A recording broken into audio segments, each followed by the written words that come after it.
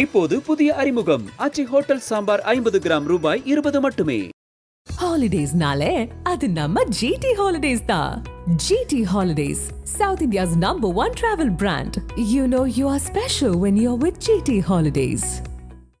நிவாரண உதவி வழங்குறது நல்லது, எல்லா வசதி படைத்தவர்களும் செய்ய வேண்டியது. ஆனால் அவங்களெல்லாம் பனையூர் கூப்பிட்டு அங்கே கொடுத்தது ஒரு தலைவர் செய்கிற வேலை இல்லை. எப்போ அவர் கட்சிக்கு தலைவர் ஆனாரோ அப்போ அவர் மக்களை நோக்கி அவர் போகணும், மக்கள் அவர்கிட்ட இருக்கக்கூடாது. இப்போ தேர்தல் நடந்தால் எல்லாரும் என் வீட்டுக்கு வந்து ஓட்டு போடுன்னு சொல்லுவாரா? கட்சி ஆரம்பித்த உடனே இன்னும் எவ்வளோ காரியங்கள் பண்ணியிருக்கு. ரொம்ப ஸ்லோ. ஒரு ஆடியோ, ஒரு படம் ஆரம்பித்தா பூஜை போடுறது, ஷூட்டிங் ஆரம்பிக்கிறது, அப்புறம் சாங் வெளியிடுறது, ட்ரெய்லர் வெளியிடுறது, ஆடியோ ஃபங்க்ஷன் வைக்கிறது, டீசர் வெளியிடுறது, இப்படி பண்ணுற மாதிரி இந்த கட்சியை கூட பார்ட்டாக பண்ணிக்கிட்டு இருக்காரு. கட்சியும் வந்துட்டு வேகமாகிடும், இறங்கிடும். ரஜினி சார் யார் கூப்பிட்டாலும் முக்கியமாக கூப்பிட்டா பேசுவார், பார்ப்பார். அவர் குணம் அது. அதுக்காக ஒரு ஆதரவு தெரிவிக்காருல்ல, அவர் பாரதிய ஜனதாவுடைய மறைமுக சப்போர்ட்டர். ஒரு 100 பேர் படம் பார்க்குறாங்க. அந்த 100 பேர் படம் பார்த்து முடிச்சுட்டு வந்த முன்னே ஃபோன் எடுத்து மச்சான் படம் சூப்பர், ஒரு தடவை 2 தடவை பார்க்கலாம் அப்படின்னா ஜனங்க ஏறிடும். படம் முடிஞ்ச உடனே வெளியே வந்து மச்சான் உள்ள வந்துடாத, படம் அட்டை அப்படின்னா குறைஞ்சிடும். நீ எத்தனை பத்திரிகை விளம்பரம் பூஸ்ட் பண்ணி எழுதுனா கூட மக்கள் பார்க்க மாட்டாங்க. அதனால படத்துல விஷயம் இருந்தா நிச்சயமா மக்கள் பார்ப்பாங்க. பத்திரிகைகள் ஓரளவுக்கு தான் உதவியா இருக்கும், விமர்சனங்கள் முழு அளவு அது ரொம்ப உதவியா இருக்காது. ஆனால் நான் பத்திரிகை நண்பர்களை கேட்டுக்குவேன். சிலர்லாம் பணத்துக்காக எழுதுற ஒரு சிலர் இருக்காங்க. அப்படிப்பட்டவங்க ஏதாவது வன்மமா பண்ணலாம். ஆனா சூர்யா குடும்பத்து மேல எதிர்ப்பா எழுதுற அளவுக்கு அவங்க ஒரு தப்பான வழியோட உள்ளவங்க அல்ல. நல்ல குடும்பம், நல்ல மனிதர்கள். சூர்யா கொஞ்சம் இறங்கி ரசிகர்களை கவனி. முக்கிய நிகழ்வுகளை உடனுக்குடன் குறிஞ்சி தேவையில்லை தெரிஞ்சுக்கல. ஆதன் செயலியை டவுன்லோட் பண்ணுங்க, டிஸ்கிரிப்ஷன் லிங்க் இருக்கு. ஆதன் சினிமா நேரில் அனைவருக்கும் ஒரு பெரிய வணக்கம் அண்ட் வெல்கம் டு ஷோ. இன்னைக்கு நம்ம ஷோல கே ராஜன் சார் இணைஞ்சிருக்காங்க. நிறைய விஷயங்கள் வழக்கம் போல பேச போறோம். வணக்கம் சார். வணக்கம். தமிழுக்கும் அமிர்த என்ற பேர். அந்த தமிழ் இன்ப தமிழ் எங்கள் உயிருக்கு நேர். பாரதிதாசனார். விஜயிலிருந்து தொடங்கிறேன் சார். பனையூர்ல பாதிக்கப்பட்ட மக்களுக்கு நிவாரண விஷயங்களை வழங்கியிருக்காரு. அது விமர்சனம் ஆயிருக்கு. உங்களோட பார்வையில அதை எப்படி பாக்குறீங்க? நிவாரண உதவி வழங்குறது நல்லது, அது எல்லா வசதி படைத்தவர்களும் செய்ய வேண்டியது. ஆனா அவங்களெல்லாம் பனையூர் கூப்பிட்டு அங்க கொடுத்தது ஒரு தலைவர் செய்யற வேலை இல்லை. எப்போ அவர் கட்சிக்கு தலைவர் ஆனாரோ அப்போ அவர் மக்களை நோக்கி அவர் போகணும், மக்கள் அவர்கிட்ட இருக்கக்கூடாது. இப்போ தேர்தல் நடந்தால் எல்லாரும் என் வீட்டுக்கு வந்து ஓட்டு போடுன்னு சொல்லுவாரா? இப்போ வெள்ளம் வந்தது, அந்த மக்களை நேரில் போய் பார்த்து விசாரித்து நலன் விசாரித்து நல உதவிகள் அங்கே வழங்கினா கட்சி வளரும், பொதுமக்கள்கிட்ட ஒரு நல்ல பேர் கிடைக்கும். இவர்கிட்ட ரசிகர்கள் பெருங்கூட்டம் இருக்க தவிர இன்னும் மக்கள் ஆதரவு எவ்வளோன்னு கணக்கு தெரியல. இன்னும் அவர் வெளியே வரல. அதனால் அவர் நல உதவியில் வழங்கியது நல்ல விஷயம். ஆனால் அவர் பனையூருக்கு கூப்பிட்டு ஒரு 300 பேருக்கு கொடுத்தது எல்லாருமே விமர்சிக்கிறாங்க. அது ஒரு தலைவர் செய்யக்கூடாது. எல்லாரும் அந்த ஸ்பாட்டுக்கு தான் போகணும், பாதிக்கப்பட்ட மக்கள் இருக்கிற இடத்துக்கு தான் போகணும். அதுதான் அரசியல் கட்சி தலைவருடைய இலக்கணம்.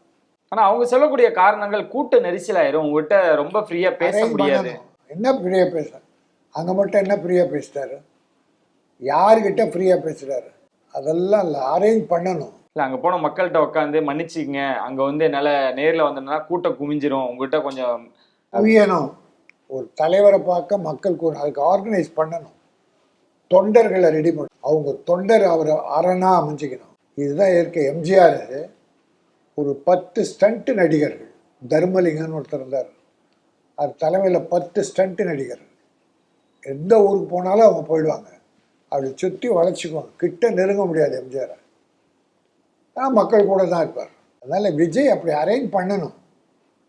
மக்கள் தொடுவாங்களே, அவங்க நசுங்கி போவாங்களே, அப்படிலாம் பார்த்தோம்னா அரசியலுக்கு ஆகாது. அவர் இன்னும் வரணும், இறங்கலை. இன்னும் அவர் நடிகராக தான் இருக்கார் தவிர இன்னும் தலைவராக வரல. வந்துட்டார், கட்சி ஆரம்பிச்சிட்டாரு, அவர் தலைவர் ஆயிடணும். அதுதான் என்னுடைய வேண்டுகோள். விஜயன் எப்படி செயல்பாடுகள் இருக்குன்னு நீங்க நினைக்கிறீங்க சார்? அடுத்த கட்டம் 69 படப்பிடிப்பு இருந்தாலுமே கூட ரொம்ப ஸ்லோ. கட்சி ஆரம்பித்த உடனே இன்னும் எவ்வளோ காரியங்கள் பண்ணியிருக்கணும். ரொம்ப ஸ்லோ. ஒரு ஆடியோ, ஒரு படம் ஆரம்பித்தா பூஜை போடுறது, ஷூட்டிங் ஆரம்பிக்கிறது, அப்புறம் சாங் வெளியிடுறது, ட்ரெய்லர் வெளியிடுறது, ஆடியோ ஃபங்க்ஷன் வைக்கிறது, டீசர் வெளியிடுறது, இப்படி பண்ணுற மாதிரி இந்த கட்சியை கூட பார்ட்டாக பண்ணிகிட்ருக்கார். கட்சின்னு வந்துட்டால் வேகம் ஆயிடணும், இறங்கிடணும். மத்திய அரசு தவறு செய்தால் சுட்டி காட்டணும். சிலர்லாம் காட்டியிருக்கார். மத்திய அரசு தவறுகள் சுட்டி காட்டியிருக்கார். மாநில அரசு தவறு செய்தால் சுட்டி காட்டணும். தவறுகளை சுட்டி காட்டுறது தான் ஒரு எதிர்கட்சி. அப்போ தான் வளரும். அச்சப்படுதல், பயப்படுதல், ஐடிக்கு பயப்படுதல், இடிக்கு பயப்படுதல், அது இருந்தால் தலைவராக முடியாது. மாநாட்டுக்கு அப்புறமா அஜித் ரசிகர்களா இருக்கட்டும், இல்ல அஜித் சார்ந்தவங்களா இருக்கட்டும், அதை ஈர்க்கிறதுக்காக விஜயன் சைட்ல இருந்து நிறைய விஷயங்கள் எடுத்துக்கிட்டு இருக்காங்க அப்படின்ற விஷயங்கள், அது சாத்தியமா சார்? அஜித் அவர்களின் ரசிகர்களும் அஜித் அவர்களும் அஜித் ரசிகர்கள் நிச்சயமாக விஜய் கிட்ட போக மாட்டாங்க. அவர் அஜித் மேலே உயிரை வச்சுக்கிட்டு இருக்காங்க. அவர் மட்டும் கொஞ்சம் ரசிகர்களை பார்க்க ஆரம்பித்தாருன்னு வச்சுங்க, அவருடைய நிலைமையே வேற, பெரிய லெவல் ஆகிடும். பட் அவர் ரசிகர்களை பார்க்க மாட்டேங்கிறார். ஆனால் அவங்கெல்லாம் எந்த காரணத்தை மட்டும் விஜய் பக்கம் வர மாட்டாங்க. அவங்க அஜித் பக்கம்தான். அந்த அளவு உறுதியான ஒரு ரசிகர்கள் அவர் வச்சிருக்காரு. ஓகே. ஆனால் அந்த காரில் கூட விஜயின் கட்சியின் கொடியின் சின்னத்தெல்லாம் வந்து இருந்தது அப்படின்ட்டு ரேஸ் ஓட்ட போறாரு அஜித் அவர்கள். அந்த கார்ல இருந்துச்சு அப்படின்னு சொல்லிட்டுலாம் நிறைய விஷயங்கள் எடுத்து போட்டுக்கிட்டு இருந்தாங்க. போய் அஜித் அவர்களுக்கு சுத்தமாவே நிச்சயமா பிடிக்காது. அது அஜித் பண்ணதல்ல, அஜித் செய்ய மாட்டார். ஏன்னா இந்த பக்கம் விஜய் அவர்களும் ரஜினி அவர்களும் சீமான் சந்திப்புக்கு அப்புறம் இந்த பக்கம் இதுவும் இருக்கலாம் அப்படின்றாங்க. இந்த சீமான் ரஜினி சந்திப்புல கூட ஒரு அரசியல் இருக்கு, விஜய்க்கு எதிராக தான் சில விஷயங்கள் நடக்குது அப்படின்றதெல்லாம் இல்லை. ரஜினி சார் அதுக்கெல்லாம் தயார் இல்லை. நட்பு முறையில் பார்க்கணுன்னு இருக்காரு. அவங்க 2 பேரும் சந்திச்சு பொதுவான அரசியல் பேசியிருக்காங்க. தனிப்பட்ட முறையில் எந்த அரசியலும் பேசலை, ஆதரவு கேட்கல. பொதுவாக தமிழ்நாட்டில் உள்ள அரசியல், இந்திய அரசியல் பற்றி பேசியிருக்காங்க. அது உண்மை. ரஜினி சார் யார் கூப்பிட்டாலும், முக்கியமாக கூப்பிட்டா பேசுவார், பார்ப்பார். அவர் குணம் அது. அதுக்காக ஒரு ஆதரவு தெரிவிக்கிறார்ல, அவர் பாரதிய ஜனதாவுடைய மறைமுக சப்போர்ட்டர், அதில் சந்தேகமே இல்லை. வேற கட்சிகள் நல்லது பண்ணாலும் பாராட்டுவார். அது ரஜினி சாருடைய இயற்கையான குணம். அவர் ஒரு பக்கமாக போகிறதா இருந்தால் அவர் கட்சி ஆரம்பிச்சிருப்பார். அதனால் அவர் சீமான் அழைத்து பேசியது அரசியல் அல்ல, அது நட்பு. 2026 நிறைய மாற்றங்கள் நடக்கலாம், ரஜினியும் விஜயும் கூட சந்திக்க வாய்ப்புகள் இருக்கு அப்படின்ற மாதிரிலாம் நிறைய வருது. ரஜினி சார் அரசியல் சம்பந்தமா யாரையுமே சந்திக்க மாட்டார். விஜய் அவர்கள் முதற்கொண்டு, விஜய் இல்லை யாரா இருந்தாலும் அரசியல் சம்பந்தம் நட்பு ரீதியா பார்ப்பார். அது வேற, அரசியல் ரீதியா பார்க்க மாட்டார். அவர் அரசியல் முழுக்க ஒதுக்கிட்டார். இந்த திரையரங்குல இந்த முதல் நாள் கருத்து கணிப்பு அப்படின்ற அந்த ரிவ்யூ அப்படின்ற ஒரு விஷயம், அதை முற்றிலும் தவறு அப்படின்றாங்க, இருக்கக்கூடாது அப்படின்றாங்க. முதல் 3 நாட்களுக்கு ஒரு தயாரிப்பாளராக அவங்களோட பதில் என்ன? அதாவது எழுத்து சுதந்திரத்தை யாரும் தடுக்க முடியாது.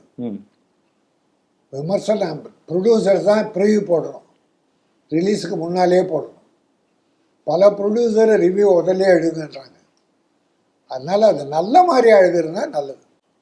அதாவது குற்றங்களையே எழுதுறது சில பத்திரிகை, சில மீடியாக்கள் இருக்கு. இல்லாததை கூட புனைஞ்சு எழுதுறாங்க, அது தனிப்பட்ட காழ்ப்புணர்ச்சி. ஆனால் அது தப்பு. ரிவ்யூ முன்னெல்லாம் எம்ஜிஆர் சிவாஜி காலத்து படங்கள்லாம் வெள்ளிக்கிழமை ரிவ்யூ வரும். அதை பார்த்துட்டு படிச்சுட்டு சினிமாவுக்கு போகிறவங்க இருந்தாங்க. அதுபோல் இப்போ என்னென்னா ரிவ்யூ படிச்சுட்டெல்லாம் ஒரு படம் வெற்றி பெறுது தோல்வி அடையலாம், அது நமக்கு புரியல. மக்கள் பார்த்து மவுத் டாக், வாய் விளம்பரம், அதுதான் படத்தை ஓட்டும். இப்போ ஃபஸ்ட்டு ஷோ ஒரு 100 பேர் படம் பார்க்குறாங்க. அந்த 100 பேர் படம் பார்த்து முடிச்சுட்டு வந்த உடனே ஃபோன் எடுத்து, மச்சான் படம் சூப்பர், ஒரு தடவை 2 தடவை பார்க்கலாம் அப்படின்னா ஜனங்க ஏறிடும். படம் முடிஞ்ச உடனே வெளியே வந்து, மச்சான் உள்ள வந்துடாத, படம் அட்டை அப்படின்னா குறைஞ்சிடும்.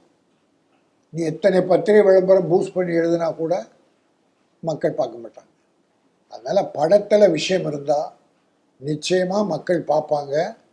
பத்திரிகைகள் ஓரளவுக்கு தான் உதவியாக இருக்கும், விமர்சனங்கள் முழு அளவு அது ரொம்ப உதவியாக இருக்காது. ஆனால் நான் பத்திரிகை நண்பர்களை கேட்டுக்குவேன், எந்த காழ்ப்புணர்ச்சி கொண்டும் நல்ல படங்களை தப்பாக விமர்சனம் பண்ணாதீங்க. உள்ளதை எழுதுங்க, நல்ல விஷயங்களை நல்ல மாதிரி எழுதுங்க, குறைபாடு இருந்தால் சுட்டி காட்டுங்க. ஏன்னா கோடிக்கணக்காக பணம் போட்டு எடுக்கிற படம், அது நம்ம பேனாவில் மை போட்டோன்றதால பொய் போட்டெல்லாம் எழுதக்கூடாது. உள்ளதை உள்ளபடி, அதான் பத்திரிகை தர்மம். நிறைய பேரை பண்ணுறாங்க, நிறைய பத்திரிகையாளர்கள் அதை பண்ணுறாங்க. சிலர் காசுக்காக அப்படிலாம் பண்ணுறாங்க. அது தவறு என்பது என்னுடைய கருத்து. கோர்ட்டு கூட என்ன சொல்லியிருக்கு, நீங்கள் முன்னால் தியேட்டர்லாம் பார்க்கலாம், பேட்டி காணலாம், ரிவ்யூ எழுதலாம்.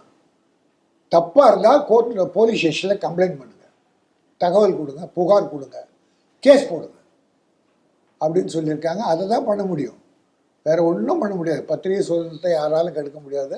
ஆனால் பத்திரிகையாளர்கள் தயவு செய்து ப்ரொடியூசருக்கு துரோகம் பண்ணக்கூடாது. சரி, இப்போ மறுபடியும் மேல்முறையீடு போயிருக்காங்க. அந்த மக்கள் கருத்து அப்படின்னு கூடிய முதல் நாள் எடுக்கக்கூடிய மக்கள் கருத்து, இந்த FDFS ரிவ்யூ அப்படின்றது, முதல் நாள் ரிவ்யூ அப்படின்றது இருக்கக்கூடாது அப்படின்றதுக்கு மறுபடியும் மேல்முறையீடு போயிருக்காங்க. இதை நிறுத்துறதுக்கு வாய்ப்புகள் ஏதாவது சாத்தியமா? நிச்சயமாக நிறுத்த முடியாது. மேல்முறையீடு போனாலே இதே தீர்ப்பு தான் கிடைக்கும். அது என்னுடைய எண்ணம். ஏன்னா பத்திரிகை சுதந்திரம், இது பத்திரிகைக்காரங்களே கட்டுப்படுத்திட்டாதான் வெற்றி கிடைக்கும். அப்ப யூடியூப்ல வரக்கூடிய விமர்சனங்கள் அது நிறுத்த முடியாது. நான் சரின்னு சொல்லவே மாட்டேன். சிலர்லாம் ரொம்ப நல்லா எழுதுறாங்க, உண்மையாக எழுதுறாங்க. சிலர்லாம் ரொம்ப கிறுக்குத்தனமாக பண்ணுறாங்க, தப்பாக பண்ணுறாங்க. அதனால தான் கோர்ட்டுக்கு போயிருக்காங்க, கவுன்சில்லையோ மற்றவங்க. ஆனால் அதெல்லாம் தப்பு, அப்படிலாம் தப்பான விமர்சனங்கள் பண்ணக்கூடாது, தவறாக பண்ணக்கூடாது. நியாயமாக பண்ணுங்க, தர்மமாக பண்ணுங்க. அப்படிப்பட்ட சகோதரர்கள்லாம் நான் பாராட்டுவேன். இந்த விமர்சனங்கள் மூலமா தான் கங்குவா, இந்தியன் 2 இந்த மாதிரி படங்கள் காணாம போனதுக்கு முக்கிய காரணமா? அதெல்லாம் பத்திரிகை விளம்பரத்தால் ஒரு படம் ஃபெயிலியர் இருந்தது சும்மா பேச்சு அல்ல. படம் கொஞ்சம் குறைவாக தான் இருந்தது. ஏன்னா பத்திரிகையை தாண்டி மக்கள் உள்ளே போக தயாராக இருக்காங்க. படத்தில் விஷயம் நல்லா இருந்ததுன்னா எல்லா மக்களும் போவாங்க. ஏதோ சில குறைபாடுகள் இருந்திருக்கு. இல்லைன்னா பத்திரிகையால் அந்த படம் ஃபெயிலியர்லாம் சொல்லக்கூடாது. ஏதோ சில குறைபாடுகள் இருந்திருக்கு, அது என்னன்னு. அப்புறம் கூட அவங்க ஒரு 15 நிமிஷம் கட் பண்ணியிருக்காங்களே கங்குவா. சூர்யா ஒரு சூப்பர் ஹீரோ, நல்ல படம் எடுக்கிற ஒரு கம்பெனி ஞானவேல் ராஜா, அது குறைபாடு வந்துடுச்சு. லைக்கா, இந்தியன் 2, சங்கர் ஒரு பெரிய டைரக்டர்.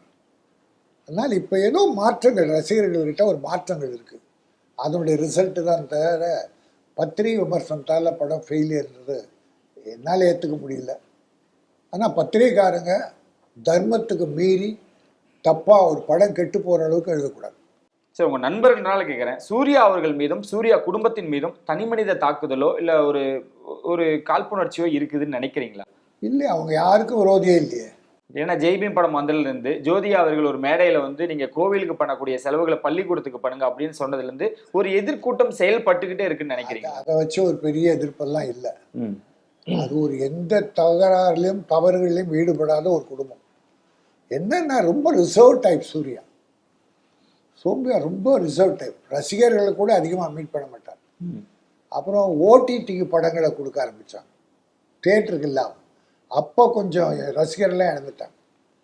அதானே தவிர அவர் யாருக்கும் விரோதி இல்லை. அந்த குடும்பமே நல்ல குடும்பம். கார்த்திகெல்லாம் ரொம்ப நல்லா பழகுவார் எல்லார்கிட்டையும்.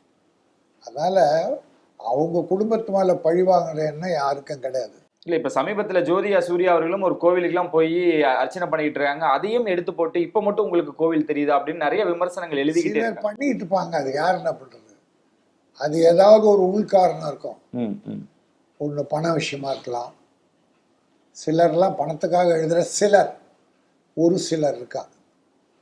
அப்படிப்பட்டவங்க ஏதாவது வன்மமாக பண்ணலாம். ஆனால் சூர்யா குடும்பத்து மேலே எதிர்ப்பாக எழுதுகிற அளவுக்கு அவங்க ஒரு தப்பான வழிவிட உள்ளவங்க அல்ல. நல்ல குடும்பம், நல்ல மனிதர்கள். சூர்யா கொஞ்சம் இறங்கி வந்து ரசிகர்களை கவனிக்கணும். ரசிகர்களை கவனிச்சாதான் உன்னோட உயர்வு வரும். ரசிகன் தான் காப்பாற்றுறான். அதை சூர்யா மனசில் வச்சுக்கிட்டு ரசிகர்களுக்கு ஒரு மரியாதை கொடுத்து அடிக்கடி அவங்கள மீட் பண்ணி ஃபோட்டோ எடுத்து பண்ணால் அடுத்து ரைஸ் ஆகிடுவார். 2024 வந்த படங்கள்ல பெரிய எதிர்பார்த்தப்பட்ட பெரிய படங்கள் சரியா அமையல சார். ஆனா யாருமே எதிர்பார்க்காத படங்கள் நல்ல வசூலும் கொடுத்துருக்கு. குறிப்பா சிவகார்த்திகேயன் தான் இந்த 2024 முதன்மையா விளங்குறாரு. அமரன் படம் இன்னும் வசூல்ல குவிச்சுக்கிட்டு இருக்கு. ஓடிடில வந்ததுக்கு அப்புறமும் நல்ல வரவேற்பும் இருக்கு. எப்படி பாக்குறீங்க இந்த சிவகார்த்திகேயனோட படம்? நல்ல படம். சிவகார்த்திகேயன்றதை ஒதுக்கி வச்சிருக்கு. அவர் நடிச்ச எத்தனையோ படம் ஃபெயில் ஆச்சு.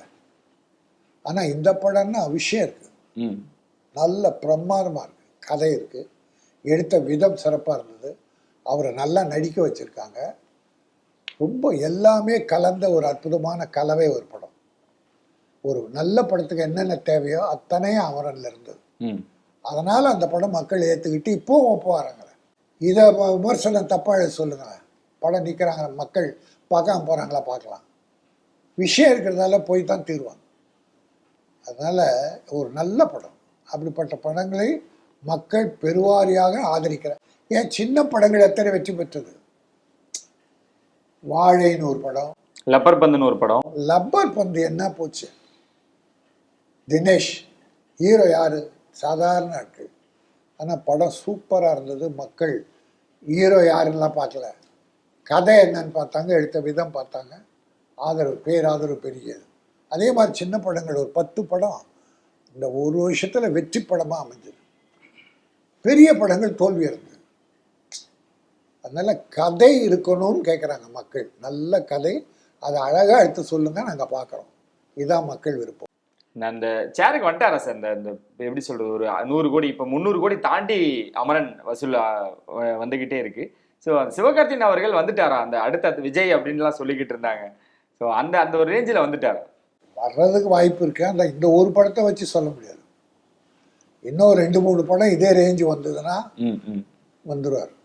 ஒரு படத்தை வச்செல்லாம் நீங்கள் சொல்ல முடியாது. அடுத்து சிவகார்த்திகேயன் விஜய் அளவுக்கு வர்றதுக்கு வாய்ப்பு இருக்குது. நல்ல கதைகளை செலக்ட் பண்ணி இந்த மாதிரி அமரன் மாதிரி, டாக்டர் வந்து இல்லையா, அந்த மாதிரி படங்கள் ஒரு 5 படம் வரிசையாக கொடுத்தா அவரும் ரைஸ் ஆகிடுவார் ஓரளவுக்கு.